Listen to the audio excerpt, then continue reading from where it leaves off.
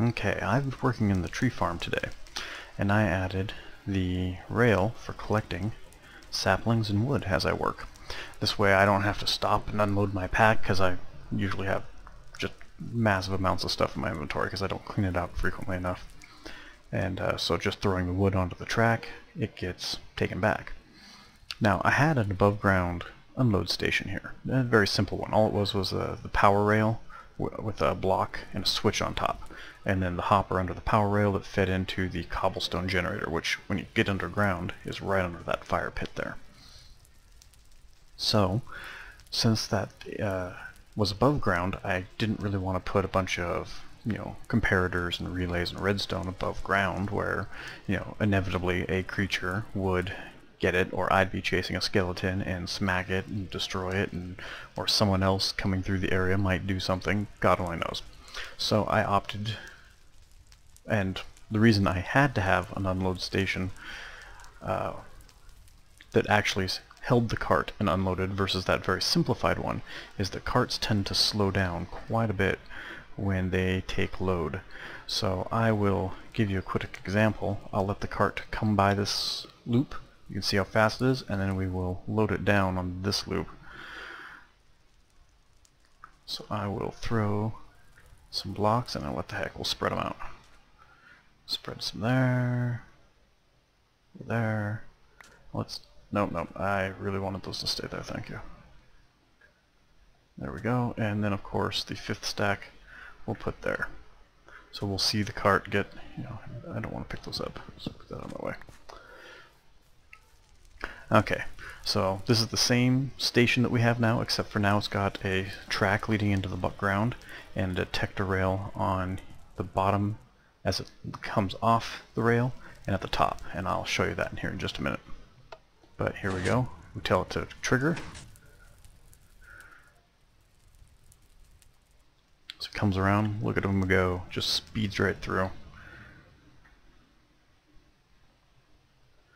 Comes around the second one, just speeding it up, picks up this first load. So 2 stacks in them. It is a little more sluggish. 4 stacks.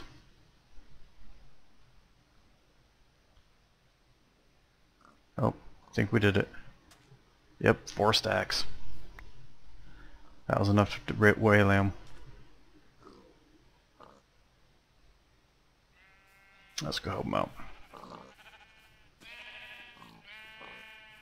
So you saw him get slow, and about the time he hit his 4th stack, he couldn't make it to the other segment. When I was testing this, the powered rail on that side, I didn't have those to start with, and as an unloaded cart, he could make it with just the ones on this side. So literally, I doubled the detector rail, and with 4 stacks, he's so slow he can't make it to one edge from the other. It's kind of interesting. Just to show you that he can do this perfectly fine. He'll do the exact same thing in reverse, and I'll let him run. Again, look how quick he moves now. So the cart, as you add to the cart, it does affect his momentum quite a bit, which makes sense. In the normal physics world anyways. So round he goes, round and round. Because he's empty, the station's set to on, he will go down and just relaunch immediately.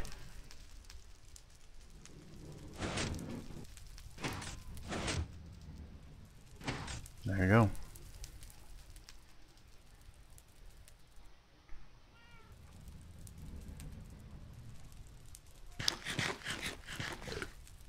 Waiting.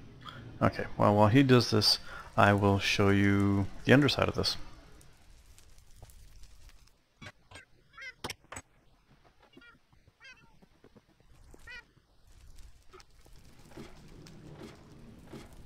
Okay, so here's the underside. And I'll open, here are the 2 pistons for the retracting door. I'll just go ahead and, nothing special back here. Same thing we had in the monster spawner, where we've got redstone, shooting signal, turning off the torches.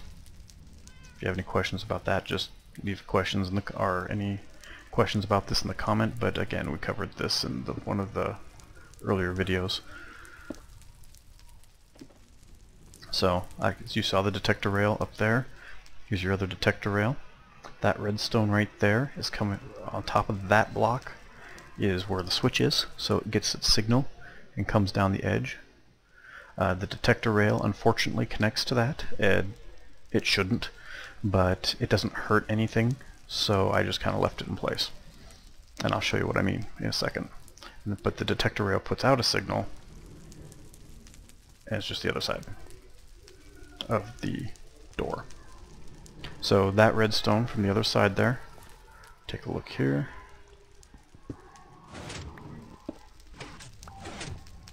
So it comes down here to power this relay.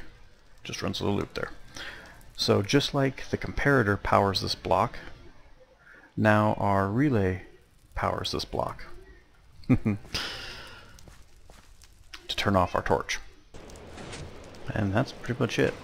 The cart comes in and out, triggers this station just like normal when the switch isn't on, but when the switch is on, it prevents the rail from turning on. Therefore, he gets unloaded. And that's it for the subterranean unload station with door.